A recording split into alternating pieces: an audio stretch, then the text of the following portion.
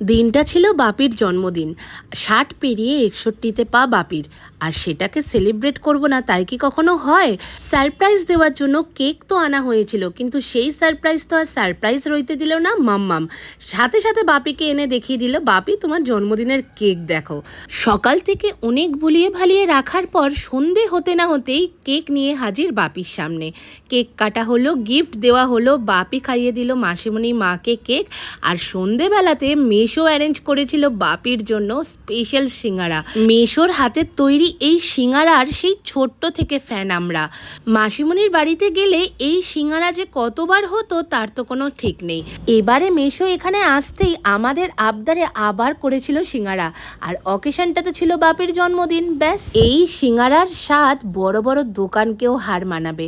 গরম তেলের সিঙ্গারা ভেজে যখন প্লেটে পড়লো আর সস দিয়ে সেটা যখন পেটে গেল, জাস্ট অন্য লেভেল ছিল।